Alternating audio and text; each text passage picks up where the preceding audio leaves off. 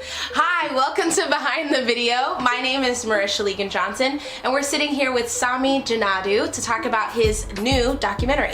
All right, so what is your documentary called? It's R3, Recycle, Repurpose, Reprogram. So essentially it's the life, or a quick glimpse into the life of a longtime fashion designer in the LA, greater LA district. What inspired you specifically to talk about, I mean, I know for you, you're into fashion, but what made you do the LA area versus where you're from and all of that stuff? Right, so to be honest, the thing that inspired me the most was actually the subject matter, right? So I met a gentleman who has been on the scene in LA for decades, right? And he was always someone who was putting out just the most amazing work, but always striving for more, you know? And when I met him, oh, sorry, excuse me. Work, you mean like fashion work? Yeah. Putting out pieces, putting out lines, putting out ideas. It's not just fashion. He's someone who is very, very intuitive and very, very futuristic in his thinking. Okay. Yeah.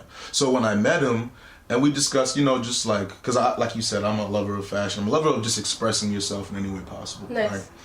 Right? When I met him and we spoke, I really found more interest in him as a person and as a designer than even anything he was coming out with, right? So I really just wanted to, you know, see if he was willing to let people in to the side of like what he does on a daily basis, how he gets to this point, because he's been building up to a big release that actually happened, just took place. Okay. And it was great reviews, and just to see let people see the other side of the stuff behind the products that they so love. That's awesome. So this specifically is an LA-based artist that you're following. So where are you from originally, and how did you come to LA?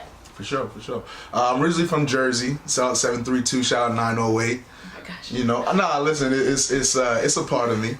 But yeah, I'm originally from Jersey. I was there, born and raised. I then moved to Maryland to attend college. Shout out to Terps, University of Maryland. And then from there, I came to LA in 2018. Nice. Yeah. That's awesome. And for you as a filmmaker, how long have you been creating films? About 3 years. About 3 years now. Yeah. I would like to think that every project is building on the last project and, you know, getting better and better. So, yeah. Nice. So with the people that you've worked with in this project, I always feel like for me as a filmmaker, everyone kind of helps shape you for the next projects that you do. So what's something in this project that you were like, wow, I never knew that about myself. I never knew that I could do A, B, C, D, whatever. Yeah. You know what I learned? I learned that it is best to be organized at all times. I also learned that I know how to think on my feet. Because with a documentary, it's not like a narrative where you could just yell cut and start over. Right. You know what I mean? Like there's times where you have to catch things as they happen that weren't scheduled, weren't planned, just to get the raw emotion and the feeling of everything, you know? So I learned how to just be on my toes as much as possible. And also anticipate things. That's a huge thing of like, especially with documentaries, you have to know, because it's easy to just keep everything rolling, keep the camera rolling, but it's like, no, you have to know when to kind of dig a little deeper as well and press. Yeah. So I definitely had to learn how to separate my relationship from him and more so go from a place of how do I get the best product, not only for him, but for everybody, the audience. Nice. Can you drop a name? You've been talking about a him. Are you allowed to drop his name? Of course, yeah. It's not a secret. Manny J Styles. He is the founder and CEO of Thread House Company, or Co. Thread House Co. But yeah, he's an inspirational guy. Very inspirational guy. How did you meet him? So where was I? I was at a gender festival in Long Beach, actually. And, you know, it's very easy for me to talk to people, and, you know, whether it's from the business side of things, making a friend, or even just sharing my faith. I asked for a picture because I liked the display he had, and I liked, like, you know, his fit that he had. Also, you know, got to take a picture of you. And then from there, we just started rapping, you know. Like, that kind of rapping? You said rapping. What kind of rapping are you talking? Oh, is that like a Jersey? Where are you from? Texas. Is that like a Jersey, a Jersey right, saying? We started rapping, and anyway, but you started talking, and then yeah. So from there, we just vibed. You know, it was something that I think he saw the passion in my eyes. I saw the passion in his, and it was something that we just ran with, and it aligned perfectly because he is at a place in his life and career where he's taking it to that next level. So it was the best time to just document that transition. You know? So yeah, it worked out well. That's awesome. All right, so I didn't tell you about this, but this is my jar of questions. I like the jar of questions. Sneak props, that's what we're doing. It was there the whole time. I didn't sign off on this. Great. So no. Okay, first question from the jar. What artist inspires you? I believe in duality, you know? So I like clothing that could be used for multiple things. I like people being able to be used for multiple things, and just everything duality. So I'm going to say, I'll say top two would be Donald Glover and Jamie Foxx. Okay. Just because they're so talented in so many facets of life, so many facets of entertainment, so many facets of just expressing themselves. So I would say Donald Glover, Jamie Foxx, for sure. So for you as an artist, do you feel like that's kind of where you want to go in your filmmaking and your fashion and all of those things? Because, I mean, I've asked you before, like, what is it, your pinpoint focus in 5 years, what is it that you want to see yourself doing? So is that why they inspire you so much? Yeah, because... I hate that question when you ask that. And every time you ask that, I always get the same answer, like, Michelle, leave me alone. But no, I you know what it is? I believe that God has blessed me, as well as all of us, with talents that we just have to tap into. So I don't, especially now with so many different outlets of expression. Right. I don't want to be boxed into just this or just that. Now, I do believe you can wear yourself thin, so you don't want to be, you know, too ambitious to everything. But I definitely believe I want to be multifaceted. So yeah, that is why they kind of stand out to me, because they've proven their worth in so many different areas, you know. So for this project specifically, from start to finish, how long was that process? And what did that process look like? As a documentary, I know for me, I'm not a documentary filmer. So that's like a different lens for me. Yeah, so overall the process was about 3.5 to 4 months. Okay. Yeah. It was I don't want to say it was long, but it wouldn't have been possible if him and I didn't get along. Because there was times where I would be at his house all day. There was times where I would sleep at his house. There was times where I know his family. Was there a script written? Was there kind of like a concept written? How did that happen? It was more conceptual based. Okay. Because see, with him, he's all around LA with it. You know, he's someone who people are just learning about his brand more and more now.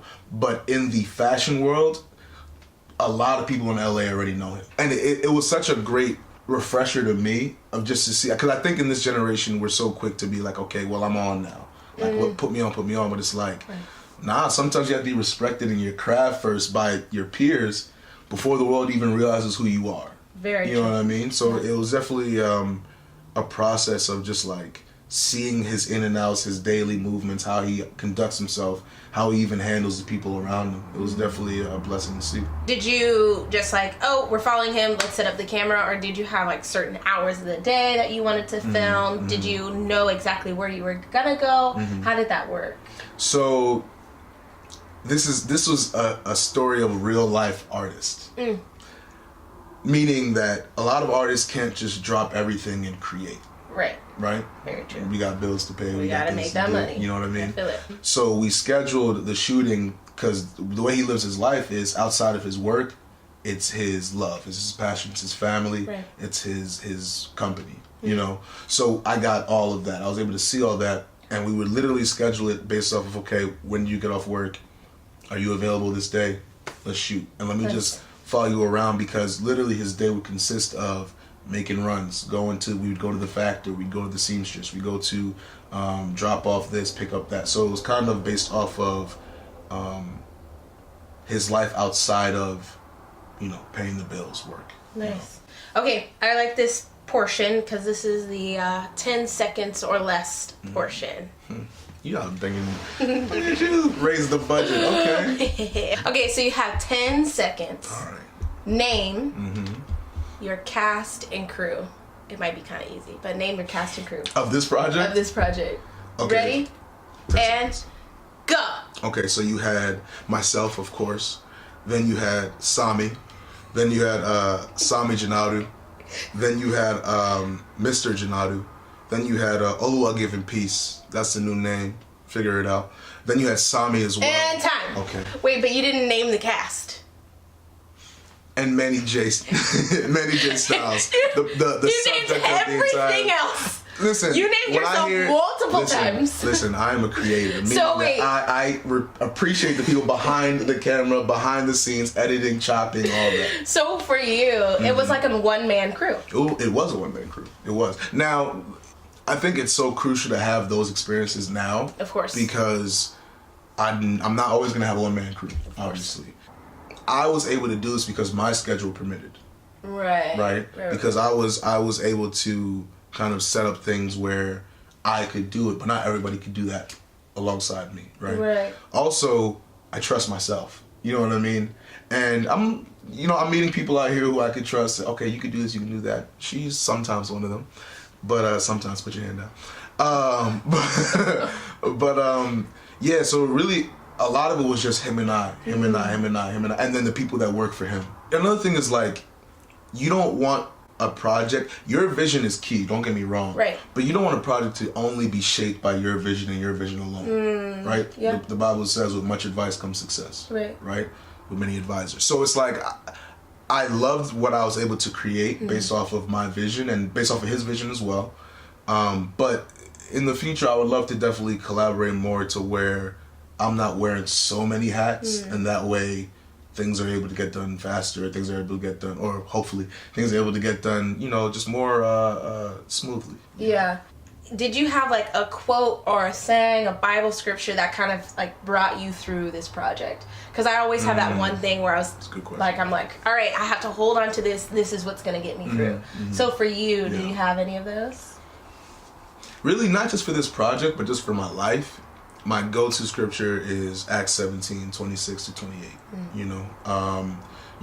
Essentially talking about God aligning the times and places that we even have the opportunity to seek after Him. Yeah. Right?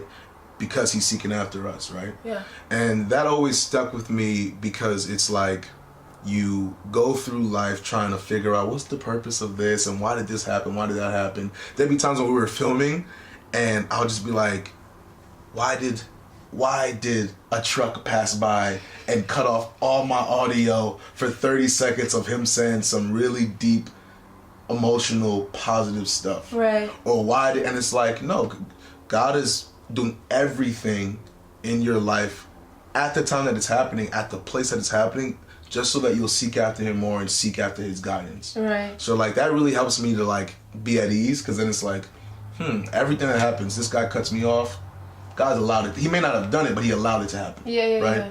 And it just makes everything make sense for me to where I can go through just life more energized, more understanding, more spiritual, more smoothly. So that's kind of where I'm at. So how do you take your spirituality, where you are with God, and really put it to filmmaking? Actually, I was talking to someone about this recently, and he said, so like, all you do is listen to gospel, all you do is watch like Christian movies? And I was like, no, that's not the case necessarily. I'll say everything that I make is truthful though, right? There's going to be real life circumstances and consequences based off the actions that one takes. And they're going to be able to be rooted to the Bible, right? But I have no problem telling a love story. I have no problem telling a story of triumph, defeat, betrayal.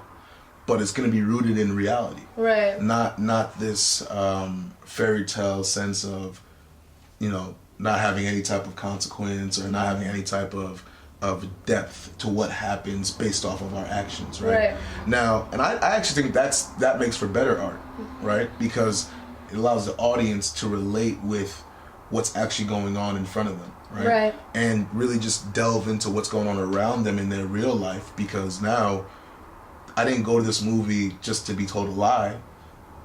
I came to learn the truth. Right. And how do I use the truth in my life then going forward? So that's really how I see it. That's awesome. So for you in the future, where is the perfect place that you see this documentary going? Like, if it did this, I'm satisfied. Like, what is that vision for you? So where I want this to live with people is just, are you seeing a story that's causing you to push forward as well? Right? What are you doing in your everyday life that's taking you towards your dreams, right? What are you doing in your everyday life that's kind of making up for the mistakes you've made in the past, making up for? And I think everybody can relate with that, whether it's on a fashion tip, or whether it's on a music tip, or even if it's not an artist tip. You know, it's just a life lesson, you know? Okay, that's awesome. I don't know if I think in my head I'm like, it's gonna win awards, it's ready to go, like it's in a pocket. Who's taking this to? That's the same thing that has, and I don't want to get too far into this, but has people yelling at the Oscars every year. Yeah. And it's like, I mean, what did you expect from a distinct group of people who have a distinct vision of what they want to see? Why are you arguing about create what you want to see? Yeah. You know what I mean? And put value and justice in what you want to see. And the right people will see it. And when they do, they'll like it, or they won't. But at least you invoked an emotion. You know what I mean? At least you, I hate that. Oh, bet. I'd rather you say I hate that than say it was bad. Okay. You know what I mean? Yeah, that makes sense. It invoked an emotion. Yeah. You know? Okay, so you went around LA to all these places. So this is another game. Okay, so so can you please tell us all of the locations that you went to in the span great question. of 3 months? Here we go. Chill. Ready? And go. So we're in downtown LA a lot. Boyle Heights, Koreatown, North Hollywood, Burbank, Glendale.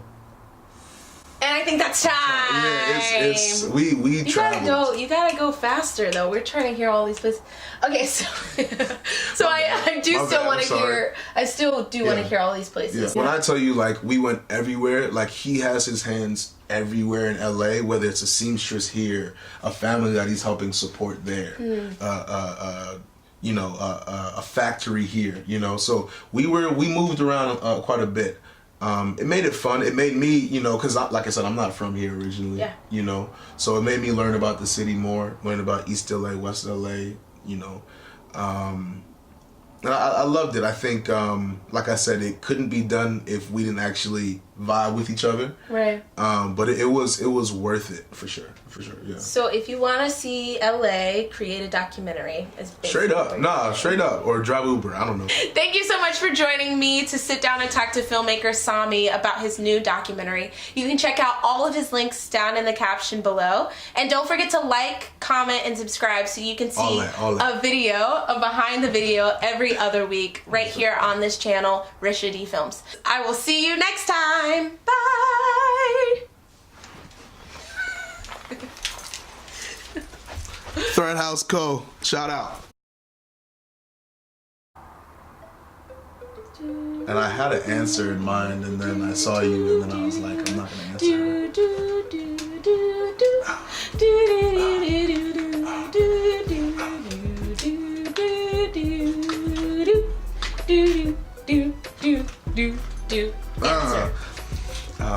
Jesus. Great. Next question. No, okay. What did I learn about myself? When to cut the camera off. Yeah, she's gonna cut that. You have a jersey right, saying we started rapping. Sorry, we started communicating on a vocabulary level. Is that better? You started talking. You started Yes, I started discussing things with him. Is that better? I didn't I know what kind of rapping you meant. Like, I didn't know if it was like laying down beats or like, you rap. He raps. Huh? It's gonna be. So because I'm a black man, now I automatically rap. No! Now I have to have a mixtape coming out. Because I'm a black man. When's your mixtape dropping? February 29th. Y'all go get it. It's on. It's going double wood. It's on Spotify. What is double wood? iTunes. It's just so done. You can see all the links. Check out the links. Okay, check out the links. Check it out. What's it all about? You thought you was coming for some clout? I'm telling you that I'm coming with no doubt. I told you he's gonna drop a mixtape. Okay, great. And cut. Done.